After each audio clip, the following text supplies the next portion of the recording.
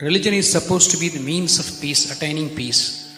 But in practicality, in reality today, every religion has got a base of fundamentalism and involved in terrorism.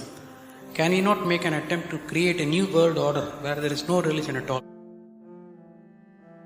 Of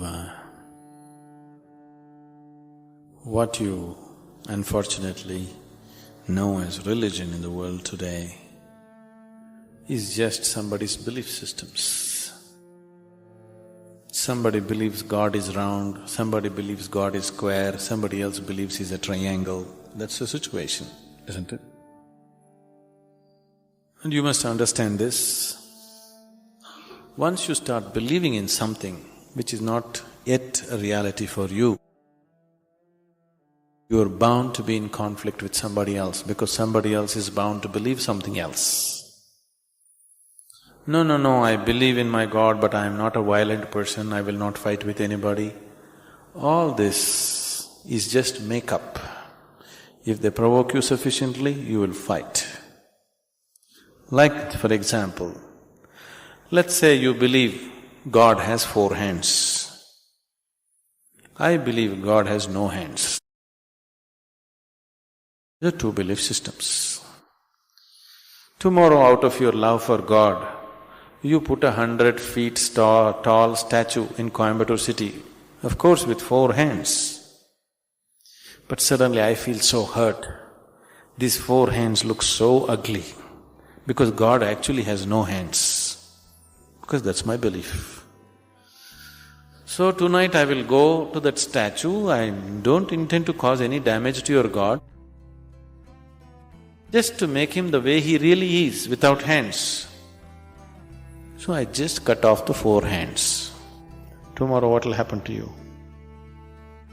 You want to cut off my hands, isn't it? Simply because you believe one thing, I believe something else. As long as people believe in something, conflict is inevitable. Because you may say, no, we are all brothers, we are all one, everything is okay with us.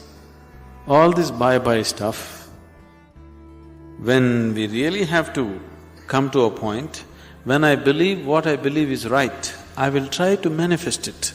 I will try to make it a common thing everywhere, isn't it? Yes? Once I believe what I believe is the truth, naturally I will try to impose it on other people. I don't call it imposition, I call it saving you from ignorance. Yes or no? Once I firmly believe that this is the way God is, I will try to put it on to you, just to save you, not to hurt you. But you will get hurt because any imposition hurts. When you resist, I will use other methods to put it into you, whatever those methods are. Sword has been used, money has been used, every kind of inducement has been used, isn't it? Simply because I believe one thing, you believe another. Religion is not about belief system. All religions started as a method to turn inward. But it's an inward step. An inward step can be taken only by an individual, isn't it so? It's a very intimate thing, something very, very concerned with only with you, nothing else to do with anybody else. But when people try to organize this inward step, naturally it gets distorted. Now we want to do our religion on the street. Religion cannot be done on the street, it can only be done within you. If you become truly religious, you must be beyond any kind of conflict, isn't it? Both within and outside.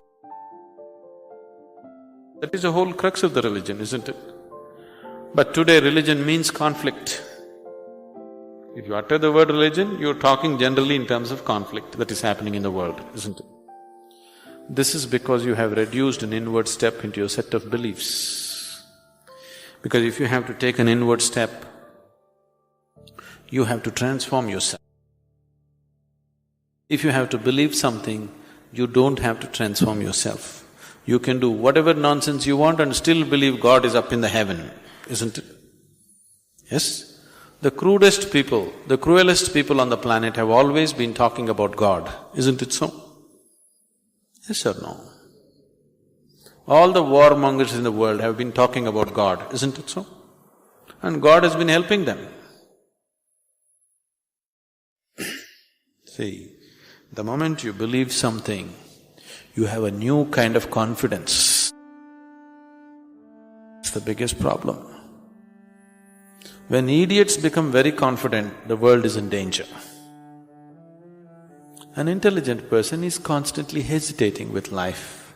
With every step he wonders whether what he is doing is okay or not. But a fool has absolute confidence. And when his stupidity gets stamped by God, that's it. No looking back. Just can go on doing the most idiotic things without any problem about it. The very nature of your intelligence is such that if you do something stupid today, tonight your intelligence will bother you, why did I do this? Isn't it so? But if you get God's stamp on your stupidity, you don't have to turn back and see. You can do grossest things on the planet and not bother about it, feel very proud that you're anyway going to go to heaven because you did all this nonsense. There is no experiential dimension, you're just believing something. Once you believe something, your belief and somebody else's belief are bound to clash somewhere. The conflict in the world is not between good and evil, please see this. Though people always claim it is so, it is not true. It is always one man's belief versus another man's belief. So religion has become a problem because we have reduced it into just a set of beliefs. If it was experientially true that you really felt God, then could there be conflict? There is no such possibility, isn't it? But because you're growing from a belief system, you're not willing to make the effort of going beyond what you have gathered from others and looking at life by yourself. That is why there is conflict. If you do not know, there will be no conflict. If you know, there will be no conflict at all. But when you pretend to know, there is bound to be conflict.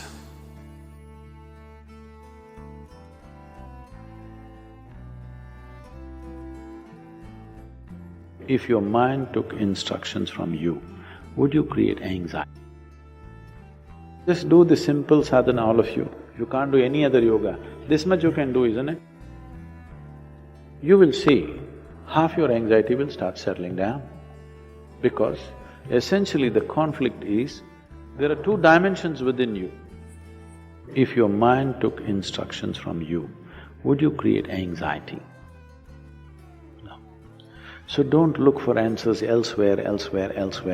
It is just that your own physiology and your psychological patterns not taking instructions from you. So you said so many things, I try, whatever these big words are floating all over California particularly, about surrendering to it, about letting it go, about… Not for one person has such a thing worked, ever. Has it, I'm asking you? You have anxiety, try to let it go. Does it go? Even a damn flu doesn't go.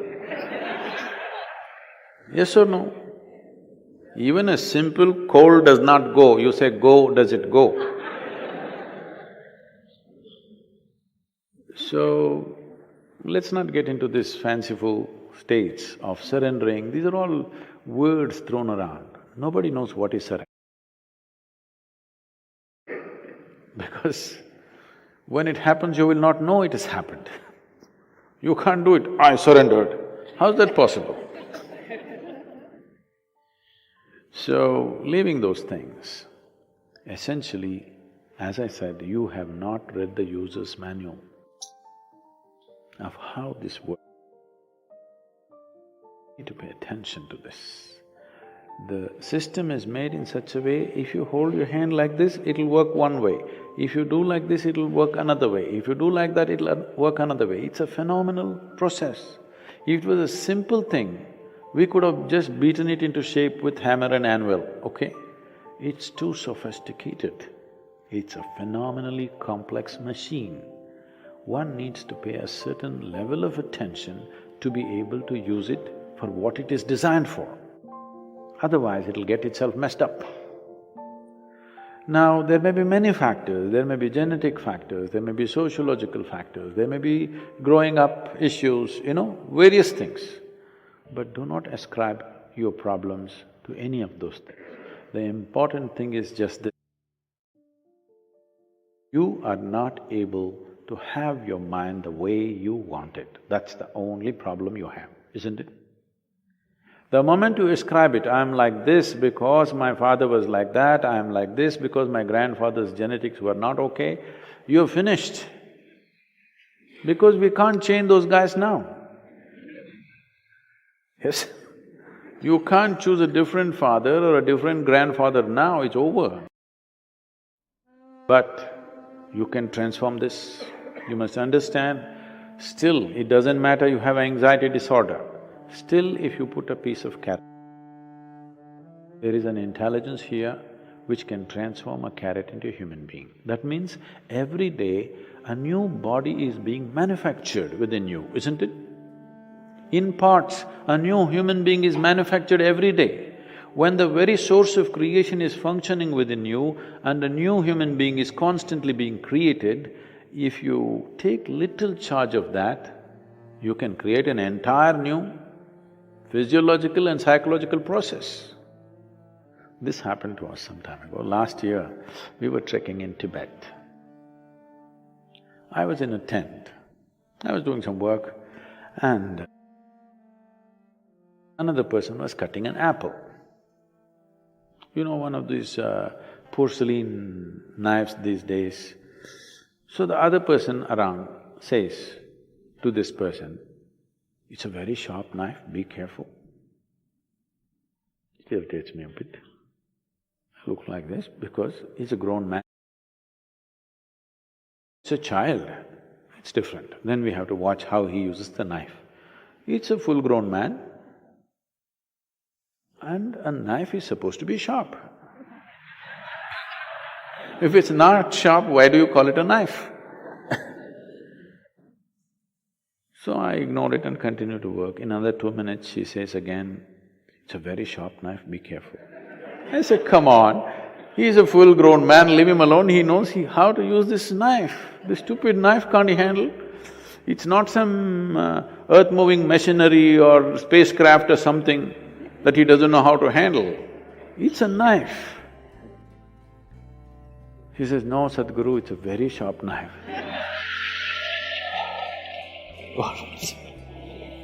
And I continue what I'm doing. In another 2 minutes, she whispers to me, "Be careful, very sharp." And in another 2 minutes, he cuts his finger. Then I give up, okay. This is all that's happening. This is all that's happening with life. You have an intellect for which you don't have a stable enough platform. Or in other words, you have a sharp knife, a very sharp knife a very sharp knife in your hand, but your hand is not steady. You see, it's your own mind which is causing all this pain, isn't it? Yes or no? So you have a very sharp knife, the sharper it is, the more you cut yourself. So we don't have to blunt the knife, we just have to have a steady hand, isn't it? Nothing has been done about that. People are trying to blunt the knife with all these sedatives and nonsense. What you take is to blunt the knife.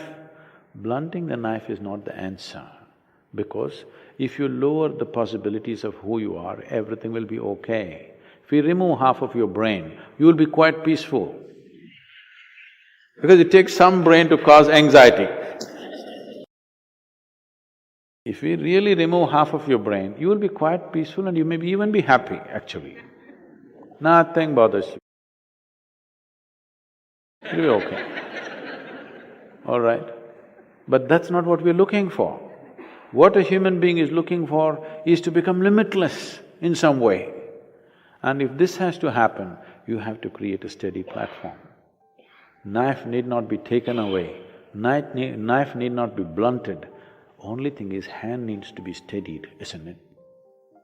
No process.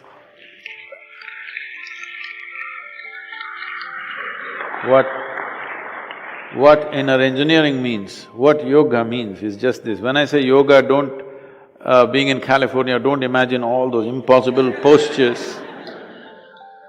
Yoga does not mean postures, yoga means union, okay? The word yoga literally means union. This is the first form of union. Your right and left. This is called as Pingala and Ida in yoga, the masculine and the feminine within you. Just put it together, just do the simple sadhana, all of you. If you can't do any other yoga, this much you can do, isn't it? What you do is something that concerns your life. It could be the sun coming up. Sun is coming up. Without sun coming up, you wouldn't exist on this planet, isn't it? The warmth of life is going on within you only because the sun comes up. Without the tree exhaling oxygen and you exhaling in carbon dioxide for it and this exchange happening, you wouldn't be alive, isn't it? Like this, look at it, the food that you eat, the sun, the earth that you walk upon, air that you breathe, water that you drink, people who live around you, whatever, you choose anyone. Just do this, put your right and left together perfectly, not like this, not like this, perfectly, okay?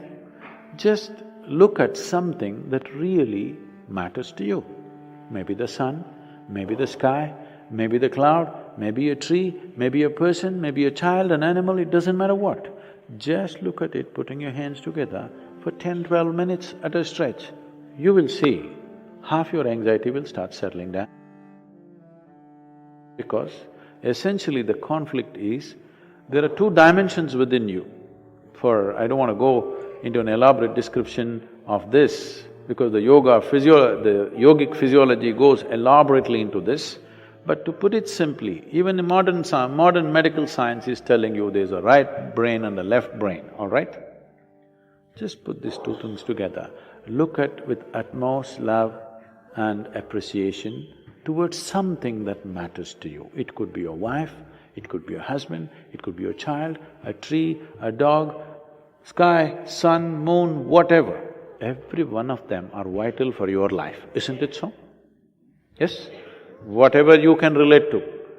Putting these two things together, just look at them with utmost pleasantness that you can generate, recognizing how important they are for you. Many things will change. This is the first form of yoga. If I do this, it'll become difficult. And there are many ways to do namaskar, like this, like that, like that. This is the most simple thing. Start here, okay.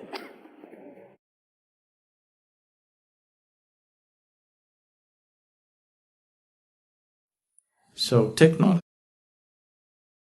Because the technology is subjective. Now, the technologies that you're handling are objective technologies. Now, I'm talking about a subjective technology. It's about you. Here, you are the software that you're trying to handle. Fundamentally, if you look at yourself, right now you are operating according to the software that you have become. Please see. What kind of family you were born in, what kind of parents, what kind of school, what kind of friends, what kind of atmosphere, what kind of religion, what kind of society, that's the kind of person you are right now, isn't it? So, software was written into you haphazardly by anybody and everybody that you came in touch with, not by trained professionals. Just about anybody who came, they put in something. Wherever you went, somebody stuffed something into your head. You had no choice from where to receive, where not to receive. If you say, I don't like this man, I don't want to receive anything from him, you will receive much more from him than anybody else. That's how this one is. So right now, the very way you think, feel, understand and act in your life is just the way your software is, isn't it? Yes? The very way you move your body is the way your software is. I want you to understand this. It is so deeply conditioned. If you are somebody you know very well, somebody whom you are very familiar with is walking 1 mile away, You can't recognize anything about that person, but just the way he moves, you know it is this person, isn't it? Because the very way his body moves, only moves whichever way his software is written. But this software was written unconsciously. Now, if we want some freedom to happen, if we want some transformation to happen, we have to create a little space between you and your software. You're too identified with it, you're just lost in it, that's all you become. Now you have to create a little distance.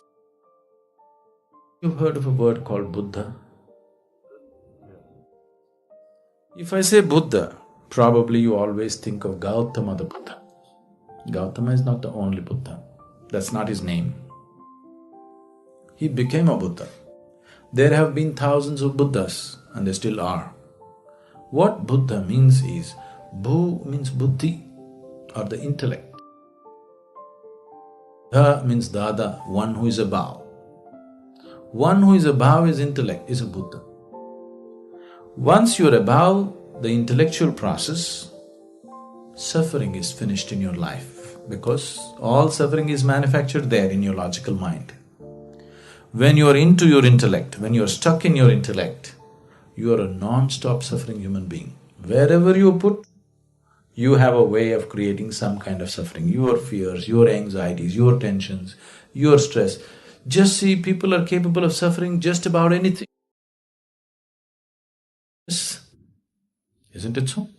People are capable of suffering just about anything in the world, please see. If you're not educated, you will suffer that. If you get educated, you suffer that. If you don't find a job, you'll suffer that. If you find a job, you suffer that. If you're not married, you'll suffer that. If you get married, you suffer that. If you don't have children, you suffer that. If you have children, you suffer that, isn't it? People are capable of suffering just about anything. This is the nature of the intellect. Once you're into the intellect, this is how life is. If you are below the intellect, you won't suffer so much. Animals don't suffer as much as you suffer. Physical things, if they're taken care of, they're quite okay. They don't have the kind of suffering that human beings know, isn't it? So if you're below the intellect, you don't suffer so much. Like you asked that question. If you're above the intellect, you're a Buddha. If you're below the intellect, maybe we can call you Buddha. If you're in the intellect, non-stop suffering. So, to avoid suffering, people are inventing many ways to go below the intellect. Excessive eating, alcohol, excessive indulgence in physical pleasures. These are all the ways you're trying to avoid the torment of the intellect for some time. You get drunk and you feel good for a few hours, but then life will catch up with you with more intensity. It won't let you go. Now, this being which was below the intellect somehow evolved into the intellect. The only way out for this is to evolve beyond the intellect. So, the fundamentals of yoga, the technology is how to go beyond this. So, how to do it now? Subjective technologies cannot be explored in uncommitted atmospheres. You need a very committed, focused atmosphere, otherwise it will not be in your grasp. It's not a teaching, it's a method. To implement a method, you need to be in a certain way, in a certain level of commitment, in a certain level of receptivity, otherwise it doesn't work. Because, see now if you go into a chemistry laboratory, you take this chemical, if you put it into it, something happens. But if you're not willing to put it into it, if you sit here and think and think and think, what will this do, what will that do, you will come to all kinds of wrong conclusions. Till you put it there, you won't know. Maybe it'll explode in your face, but till you put it there, you will not know what it is about. But now, you are the chemical, you are the chemist, and you are the experimental process. Everything is you. Now you need a different kind of laboratory, otherwise it doesn't work. If it was objective, we could have just written a book and given it. Because it's subjective, you have to be taken step by step because it's a completely different dimension of perception and experience altogether. But is it possible for me? It is possible for every human being. Internally, all of us are equally capable. We are not capable in different ways. All of us are capable of joy, isn't it? Yes. If you have been joyful for one moment, that means you're capable of joy, isn't it? It is just that you're unable to stay there. That's the whole thing. There is no human being on the planet who's never been joyful. Every human being has been joyful at some point. That means he's capable of joy. It is just that he's unable to stay there. So he needs a technology as to how to maintain the atmosphere within himself. It's possible.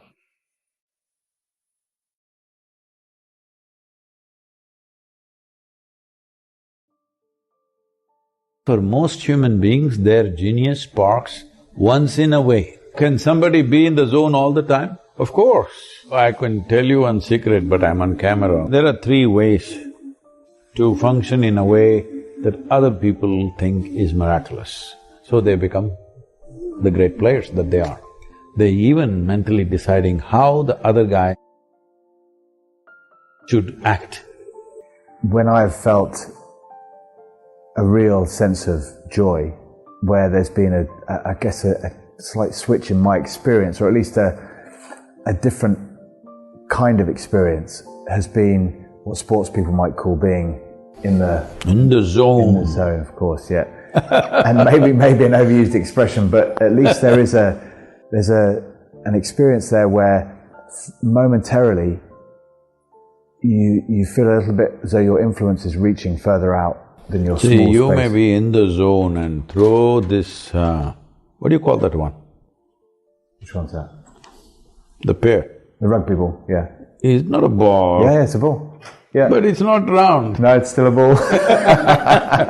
Still a ball, yeah. Okay, when you in the zone and you threw it perfectly well, and I am on the other side with soap on my hands or butter on my hands and it just went off. Zone doesn't work, isn't it? Huh? You may be in the perfect zone, but it's a team sport. Everybody's got to be in the zone. There might have been situations where everybody were boom at one moment, all right? So why is it it's happening only once in a way? Because for most human beings, their genius sparks once in a way. Suppose the sun, which is the living source of energy for all of us, no, it's the only source of energy for this planet. If the sun came up once in a way, not every day, what would be life? Right now, that is what it is even with the individual. Every day, or maybe the English won't agree with me, every day the sun doesn't come up for them, but it is coming up. It may be shrouded by the cloud, but it is coming up all the time. I'm saying everything that's life process here. Let's say, like your zone, if your heart beat once in a way, what would happen to you? Yeah, it wouldn't last long. Yes. So, this once in a way you're in the zone is something that must go. Oh, can somebody be in the zone all the time? Of course. You must be in the zone you want to be. Because when it comes to physical performance in the world, there are many factors. Okay, there are many factors which all of it may not even be in your perception. But when it comes to inner nature, being in the zone must be every moment of your life, isn't it? Absolutely, yeah. Because there's only one ingredient, just you. Outside, see this many people there in the room. If this room, this atmosphere has to be pleasant, all these people must cooperate, otherwise if she starts freaking, what do I do? We can manage her, but still the atmosphere in the room will go. But my inner atmosphere, there's only one person. Is that person willing, I'm asking? Is a willing person or unwilling person? You must make him willing, that's all it is. Because the only and only thing that you have is life, and how wonderful you keep it within you is all you can do. Rest of it in the world, we do something. It's really interesting because my position specifically, there'll be moments where it's absolute chaos and you're performing the most difficult, challenging skills with all kinds of interfering factors coming in from opposition teams to everything, and you do it effortlessly in a flowing, beautiful way. And then the referee blows his whistle and says, right, now you have a penalty, which involves me having to kick a ball through the post in a kind of golf fashion. I would go from being that genius kind of version of myself to suddenly to something I'd practiced so many times and felt like I knew so well, and yet I'd moved from chaos and all kinds of complexity externally to simplicity externally and make it so complex. Because suddenly from that moment you go from a clarity, like you said, a simplicity, to an absolute complexity internally, whereby it's suddenly about what will people think if I miss this, what if I, heaven forbid, I let my team down, etc., etc. If you think what people will think, the ball will go into the people only. Yeah, yeah, it's true, very true, yeah. So I can tell you one secret, but I'm on camera, what to do? I'll tell you anyway. Please. But the opposition may also learn this. That's okay. We'll work that out when we come to it. When you want to kick that dead ball, what you do is, you exhale with your mouth open and use this as a way approximately 17 to 20 inches, somewhere there, you focus your eyes there, that empty space, okay? You can do this 3 times. There is something else which is called as Akash, which gets activated because of this. In this, you are naturally in the zone. See, there are 3 ways to function in a way that other people think is miraculous.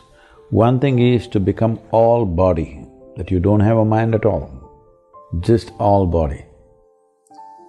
Like, I don't know, I shouldn't use names probably. There are some great players in soccer where you see them, you can see they don't have a mind, they're just all body. And they'll do miraculous things that nobody ever thought they could do at that moment when they're like that. And they're getting into that zone more often than others, so they become the great players that they are.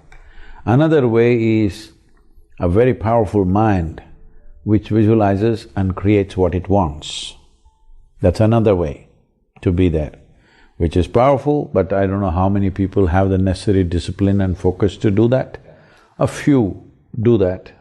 Some people who build the game have this thing, they even mentally deciding how the other guy should act. Many times you've seen this in rare moments, particularly in soccer and also in cricket game, the bowler decides how the batsman should act, you know? I recognize that. It's really wonderful to see that, because like Sachin Tendulkar was saying, he was asking me a question in a conference. He says, Sadhguru, like before, like right now there's the last ball of the game and I need to score a century or something important need to happen. Even before I play the shot, I see that this is the ball that the bowler will bowl and I'm already ready with that shot, and that is how he will bowl and that's how I will hit. So this is using the mind to see that guy does what you want, all right? That's another way.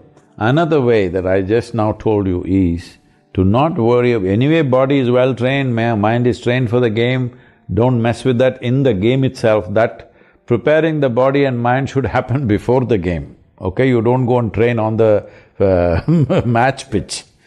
So, there is another type of intelligence called consciousness. Consciousness is that intelligence which is unsullied by your memory. Body is full of memory. It's taken this form only because of its evolutionary memory, genetic memory, karmic memory, like this. Because of memory, this body has formed a shape. Because of memory, your mind has taken a certain shape. But there's another intelligence which is untouched by memory, which is the fundamental and the most powerful form of intelligence in the universe. If you touch that, your body and mind should be well trained anyway to play that game, otherwise you cannot play. But once you touch that, you play in such a way which is magical for other people. There is no answer with anybody around you. There are many times certain sport reaches that place. Knowingly or unknowingly, the player gets in and they themselves are surprised. I've seen this sometimes, the tennis players, they're surprised, did I make this shot? They can't believe it themselves because they got into that space. That's, for me, beautifully explained. Thank you.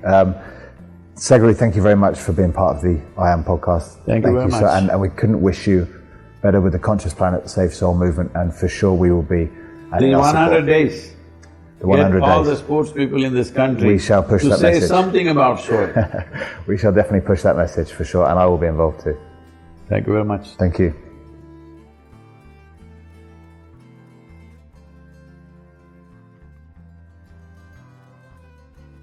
God made just one more person just for you, but these days every 2 years He keeps making one more person just for you. If two happy people meet, then there can be something wonderful happening between them. If you just become love, not love somebody, then you will know the nature of love.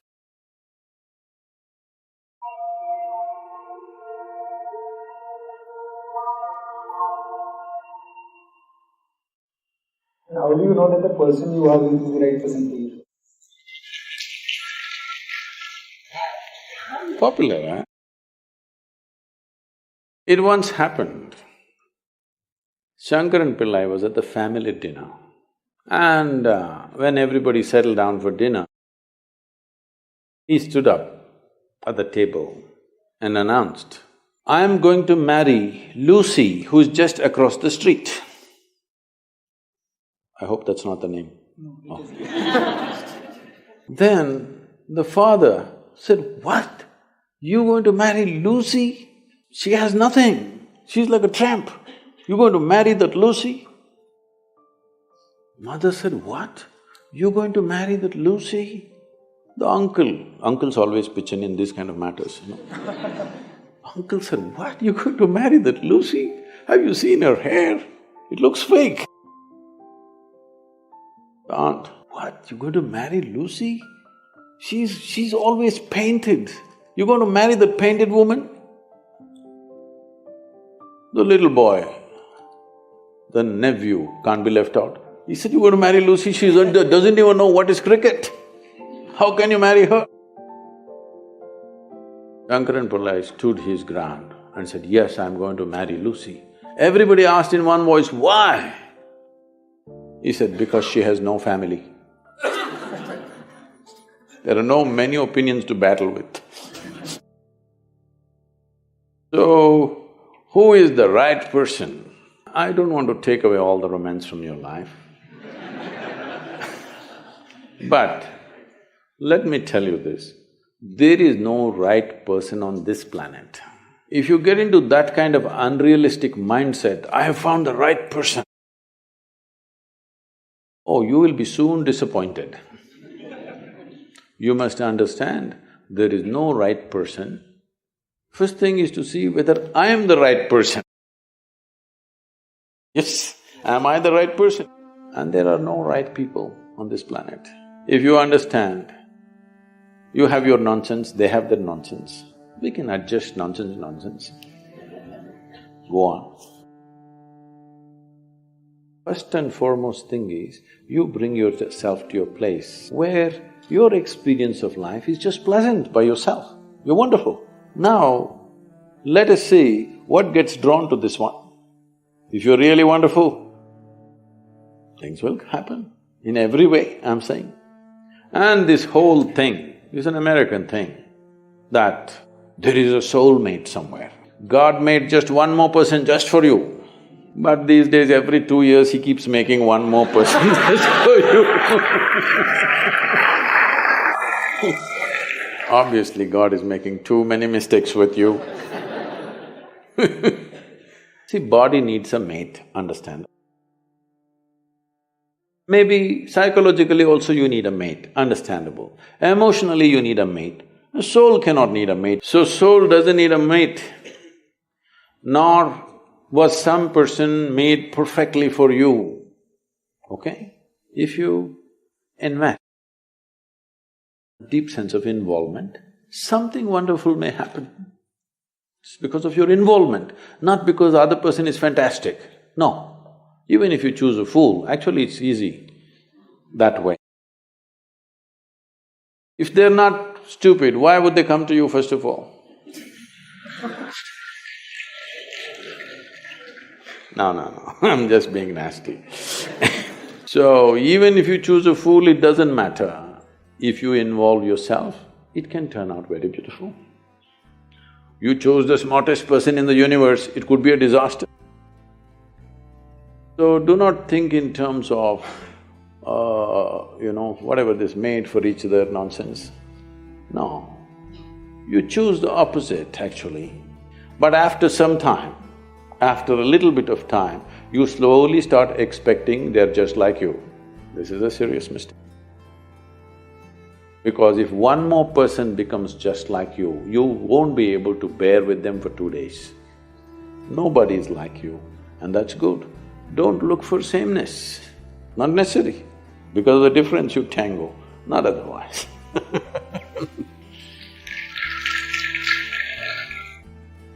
Our mothers have set amazing benchmark. The moment you say mothers, Yeah. they're giving a sound ambience of babies crying. Oh, okay. Perfect. That's the halo effect, I think. Yeah. So they've set up quite a big benchmark of being an ideal wife. However, I, or girls of my generation, feel that we cannot be as good as wife our mothers have been. So should I feel that I am falling short in my personal life, or should I feel that I'm not giving enough justice to my marriage once I'm married? How should I feel about this? Our center in the United States is in Tennessee. Tennessee is a little one kind of state, okay. Mary Makowski, that's not Romanian, right? Okay. Mary Makowski got married. And after their honeymoon, they came home and she threatened him that she's going to make a dinner all by herself. I'm sorry, she said she'll make dinner for the new husband. And husband came home from work and she served the dinner and he put it in his mouth and slowly he was chewing on it and went into profound thought. Then she was very excited about this dinner and she said, "There are only 2 things my mother taught me how to cook, the meatloaf and the apple pie." Then he looked at her and said, "Darling, which one is this?" So, your mother, your grandmother, how they made good wives? Largely it was believed the way to a man's heart is through his stomach. Today your husband will call Uber Eats and whatever, Quick Picks and this and that and Swiggies and whatever, all right? So, you can't make a good wife based on how your grandmother became a good wife. You can't become a good wife based on how your mother became a good wife. Situations have changed, expectations have changed. It's not in the stomach anymore. For some it's gone up into the head, for some it's gone further south. Yes? So, you don't do that. Essentially, what a husband and wife means is, because you're not geared, most people are not geared. Very few people in this world are geared to make this journey of life all by themselves. They're organized enough within themselves totally. They never feel anything missing in their life because they've made themselves like that. But most people need somebody else to lean on. Either emotionally, psychologically, there are needs in a human being, physical needs, psychological needs, emotional needs, maybe social needs, economic needs, variety of needs. To fulfill these needs, you want to find one person that you can depend on. Because It's very difficult even to find one person with whom you can share everything that you have, your body, mind, emotion and works. So this is the idea. Formalizing it is so that every time you get some little friction, you don't fall apart, so little tying up, so that things don't fall apart very easily, all right? Nothing else. The biggest mistake humanity made was, they started saying marriages are made in heaven, that's why it's such a mess. What's done here? If you see, marriages are made between us, and we took responsibility for who we are, we could have made it work, but the damn thing is made in heaven. Not suitable here, it's because it's alien stuff. Everything is a mess because you think it's made elsewhere by somebody else. If you understand it's made by you for your well-being, to fulfill your needs and your purposes, so that you can go through this journey of life with least amount of trouble and friction, then you would handle it more responsibly, isn't it? And according to contemporary needs, not how your grandmother did her marriage. You can't do it that way because expectations and situations have completely altered themselves. So, if you hold somebody who is your friend and who is your need, you must understand. You are in this relationship because you need. Maybe the other person also needs, but that's from their side. As far as you are concerned, you made this relationship because you need it badly, isn't it? If you understand and you're always grateful for this, that somebody is fulfilling all your need, you would handle it well. You wouldn't make a misery out of it. But now you think somebody else needs you, then you will make a mess out of it. You understand you need it, well, the other person also needs to understand he needs it. Now there is a cohesion. If you think, oh, you need me, so I'm going to exploit you. No, this is not about you squeezing happiness out of somebody or they squeezing happiness out of you. If two happy people meet, then there can be something wonderful happening between them. But you are a misery and you think somebody else should be the source of your happiness, well, it'll multiply. In this materialistic age, the real feeling of love is disappearing from our life. Most of the love we receive from others and express to others is superficial. How can we reinforce the real feeling of love in our own life and in others? Forget about others. If you learn to be loving by your own nature, not because of somebody else or something else. I know the question is coming from Facebook, there's an enormous possibility. You can even love those people who don't even exist. So I'm saying it's a tremendous possibility. So, if you just become love, not love somebody, then you will know the nature of love. If you love somebody, it's a fickle happening, because no human being will happen 100% the way you want them. Every human being on this planet is going to disappoint you, believe me. Not because they'll do something wrong, because nobody can fulfill the unrealistic expectation you have of them. It's simply not possible. Have you been able to fulfill anybody's expectation, I'm asking you, entirely? Partially, but never entirely, isn't it? Believe me, whoever comes, I want you to know, the ideal people whom you worship, when Krishna was there, his wives complained. All right? Love is not a relationship. A relationship is a different thing.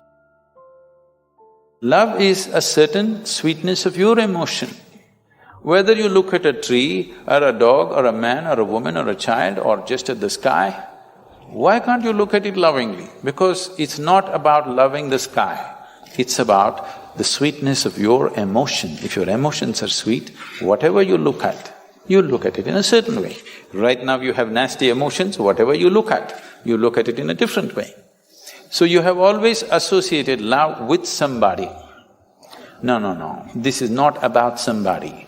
Love is not something that you do, it is something that you can become. If you're willing, you can become love, you can make your emotion into a very sweet space.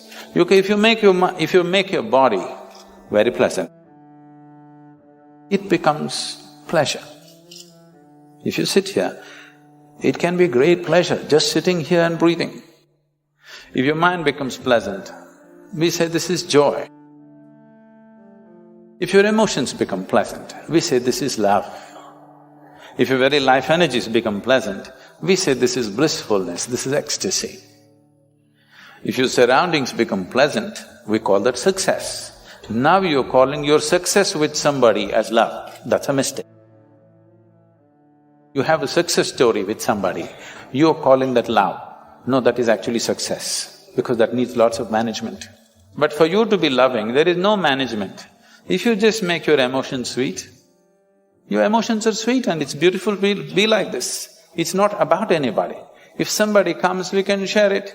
If nobody comes, you can sit here with your eyes closed and still be loving. What's the problem? It is not about somebody, it's not an action. It is not something that you do, it is something that you can become.